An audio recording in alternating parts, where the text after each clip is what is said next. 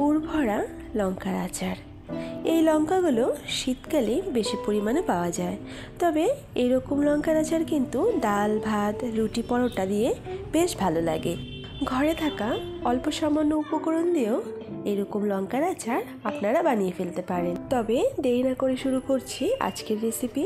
নমস্কার, আমি তন্দ্রা, আপনারা দেখছেন আমার হেসেলে আজকের রেসিপি। আচারের জন্য আমি এইরকম লঙ্কা নিয়ে নিয়েছি। লঙ্কাগুলোকে ভালোভাবে ধুয়ে একটু রোদে দিয়ে রেখেছিলাম, যাতে করে লঙ্কার গায়ের জলটা বেশ ভালো করে শুকিয়ে যায়। এরপর লঙ্কাগুলোকে একটু মাঝখান থেকে চিড়ে নিতে হবে। ঠিক এইরকমভাবেই সবগুলো লঙ্কা আমি চিড়ে নেব। আচারের জন্য একটি মশলা তৈরি করে নেব, আর তাই একটি তাওয়াতে কিছু মশলা নিয়ে নিয়েছি। এখানে রয়েছে জিরে, মৌরি, ধনে ও রয়েছে জোয়ান, গোলমরিচ, খুব সামান্য মেথি। মেথি এখানে কম পরিমাণে নিয়েছি, নয়তো তেতো লাগবে। এবার মশলাগুলোকে একটু ড্রাই রোস্ট করে নিতে হবে, আর খুব সামান্য কালার চেঞ্জ হয়ে গেলেই এর মধ্যে দিয়ে দিচ্ছি 2 টেবিল স্পুন বড় সর্ষে, আর তার সঙ্গে 1 টেবিল স্পুন রাই সর্ষে। সর্ষে দিয়ে বেশিক্ষণ ফ্রাই করব না, প্রায় 20 থেকে 30 সেকেন্ডের মধ্যেই নামিয়ে নেব। এবার এই মশলাগুলোকে গুঁড়ো করে নিতে হবে। এবার একটি পাত্রে ঢেলে নিচ্ছি কিছুটা পরিমাণ সর্ষের তেল। তেলটাকে খুব ভালোভাবে জাল করে নিতে হবে। তেল খুব ভালোভাবে জাল হয়ে গেছে। এবার গুঁড়ো করে নেওয়া মশলার মধ্যে দিয়ে দিচ্ছি 2 টেবিল স্পুন ভিনেগার। আপনাদের কাছে যদি হোয়াইট ভিনেগার না থাকে তাহলে এখানে লেবুর রসও ব্যবহার করতে পারেন।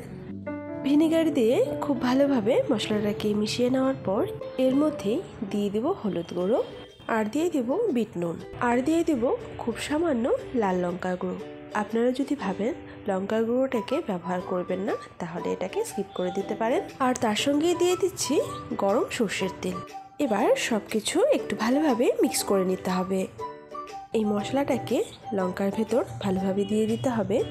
আপনারা যদি ভাবেন লঙ্কার ভেতরে থাকা বীজগুলো আপনারা ছাড়িয়ে নেবেন, তাহলে ছাড়িয়ে নিতে পারেন। আমি বীজগুলোকে রেখেই দিয়েছি।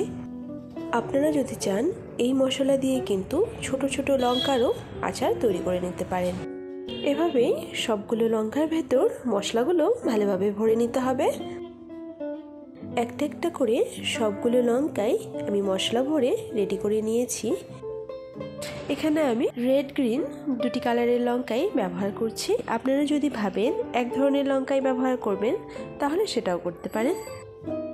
এইরকমভাবে লঙ্কাগুলোকে তৈরি করে নেওয়ার পর আপনাদের কাছে থাকা কাচের কিংবা প্লাস্টিকের যে কোনো রকমের জারে ভরে লঙ্কার আচারটা আপনারা সংরক্ষণ করে রাখতে পারেন।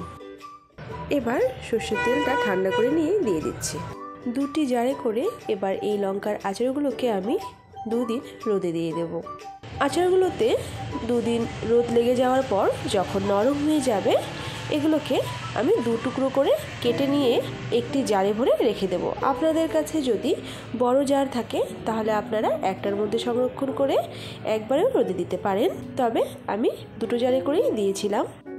দেখুন 2 দিন পর আচারগুলো কতটা নরম হয়ে গেছে, আর দেখতেও কতটা সুন্দর লাগছে। আচারটা খেতেও কিন্তু ভীষণ ভালো হয়েছে। আশা করি আজকের এই লঙ্কার আচার রেসিপিটি আপনাদের ভালো লেগেছে। যদি ভালো লেগে থাকে তাহলে সকলের সঙ্গে শেয়ার করে লাইক করতে ভুলবেন না। দেখা হচ্ছে আবারও একটি নতুন রেসিপি নিয়ে।